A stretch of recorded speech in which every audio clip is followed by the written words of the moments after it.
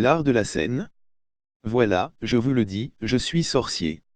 Mais alors, est-ce que je pourrais jeter des sorts?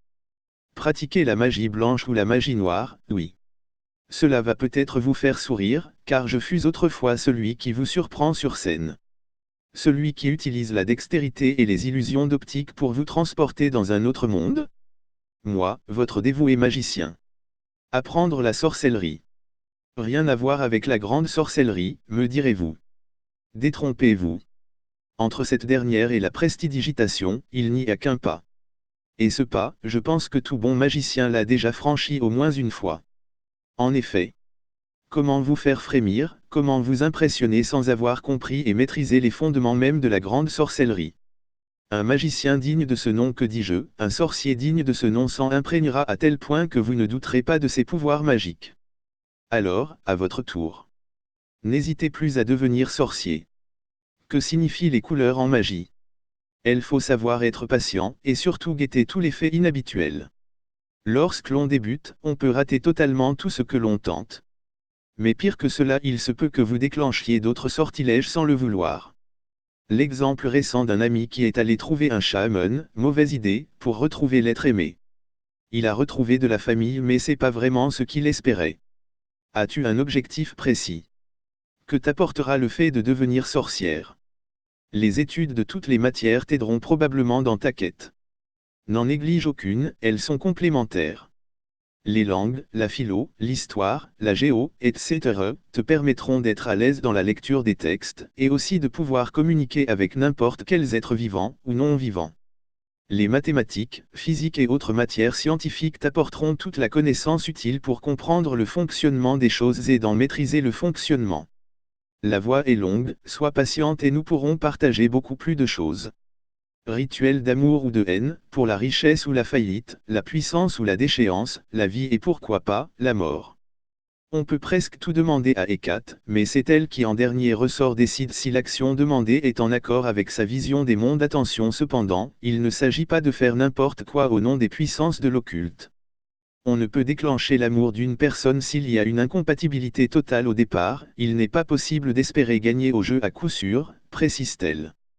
Tout au plus peut-on rendre quelqu'un dépendant, améliorer le potentiel de réceptivité de l'être que l'on veut attirer, augmenter sa résistance à la malchance. L'art du sorcier agit par suggestion et modification des courants d'ondes qui nous entourent et dont nous sommes les jouets.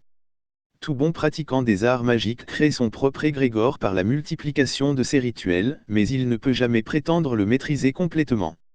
Le sorcier est l'intermédiaire entre les forces de l'occulte qu'il invoque et l'action à réaliser. Lors de la première entrevue, la sorcière Mina étudie le souhait de son consultant et détermine avec honnêteté si l'entreprise a des possibilités de réussite. Seulement après les choses sérieuses peuvent commencer. Elle ne s'engage à rien, le monde de l'occulte accorde ses faveurs mais peut aussi les refuser si bon lui semble. Mina est son intermédiaire, ses techniques sont là pour intercéder.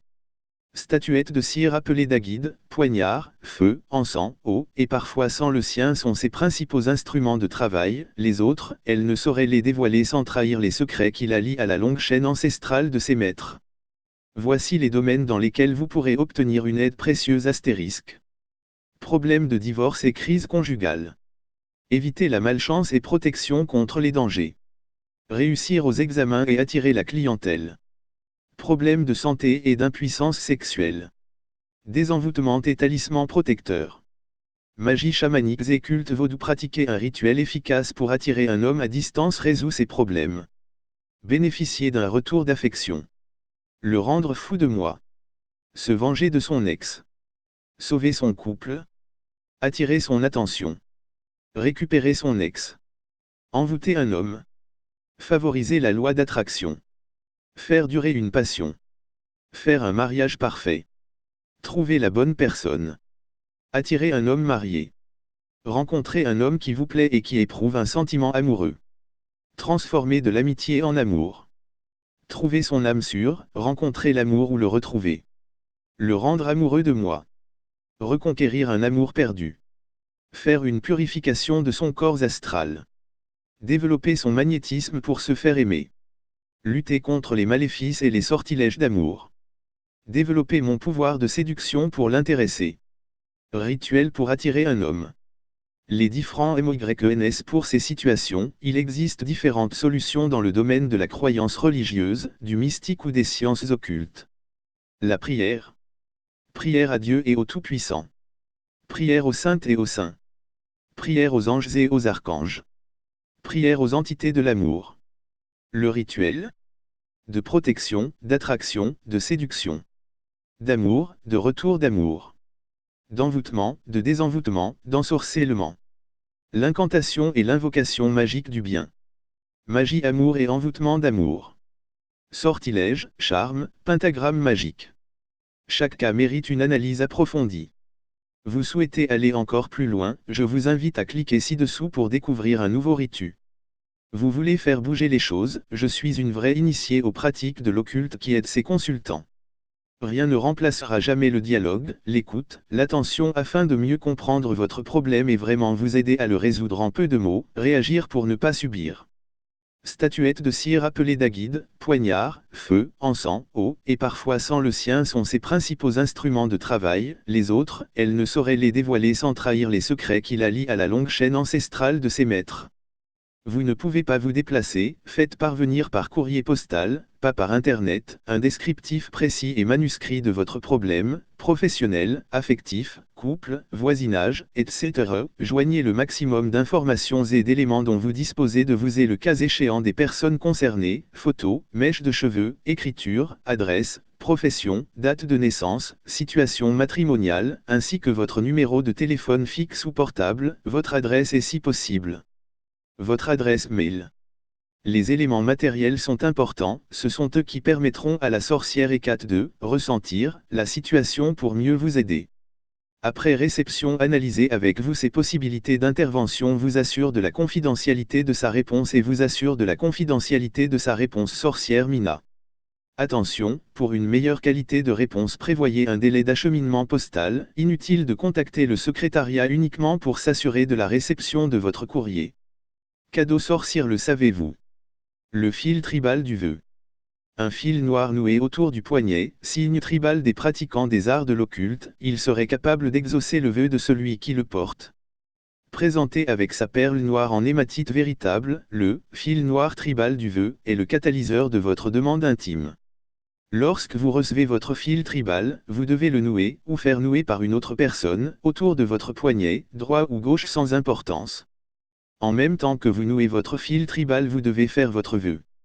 Ensuite, vous ne devez jamais défaire le fil, il tombera de lui-même quand il sera usé. C'est alors que selon la tradition votre vœu se réalisera. Précision, le fil tribal comporte une perle en hématite qui devrait tomber avant que le fil ne soit usé, c'est le début de la réalisation de votre vœu. Traditionnellement le fil du vœu est rouge, il est porté par les tenants de la Kabbale, revu et corrigé, pour les besoins hollywoodiens. Au départ, il est censé être entouré autour du tombeau de Rachel pour conjurer le mauvais œil sans qu'il ne soit mentionné de couleur. Sachez toutefois qu'aucune source kabbalistique authentique ne fait mention de cette pratique. Seule une source talmudique y fait référence, commentaire de Rashi traité Shabbat chapitre 7 et émoticône n'en croyant pas ses yeux, mais c'est pour fustiger cette pratique car elle entre dans la catégorie des darkiemori, des pratiques superstitieuses ne reposant pas sur la foi et proches de l'idolâtrie. Elle est donc déconseillée car il est bien évident que tout ce qui peut être contraire à la foi est contraire aux religions établies. Les composantes sorcières propres à renforcer la notion de tribal, appartenance à un groupe, une tribu, au sens ésotérique du terme et en conservant la possibilité de faire un vœu. Si vous aussi souhaitez porter le fil tribal réalisé par Sorcière Mina, laissez un commentaire sur la page Facebook de Sorcière Mina et de Ziampa de livraison hors Europe. Magie blanche formule, précaution à prendre.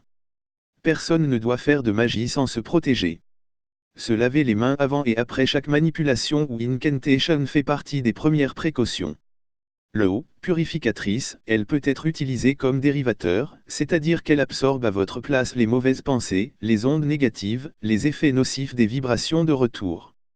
Placez à votre proximité un récipient ouvert, en terre cuite vernie de préférence, rempli d'eau bénite pour vous protéger.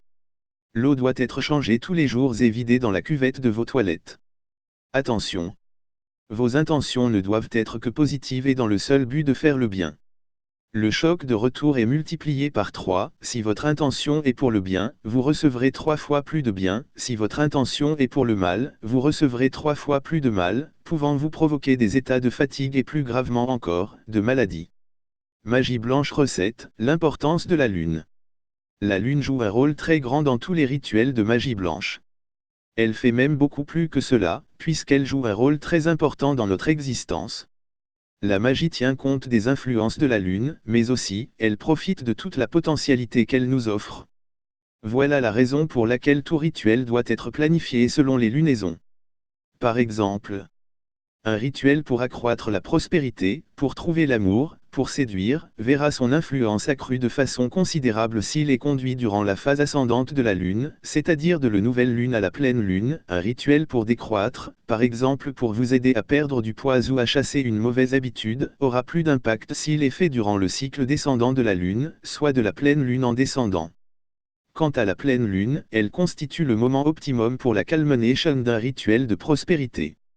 Par ailleurs, il n'est pas recommandé d'effectuer des rituels les soirs où il n'y a pas de lune, car ils sont habituellement associés à la magie noire, c'est-à-dire ceux qui suscitent des influences maléfiques. Enfin, n'oubliez pas la loi du triple retour, qui se résume à l'affirmation suivante. Le bien que vous faites, vous sera remis 3 fois. Le mal que vous faites vous sera fait 3 fois.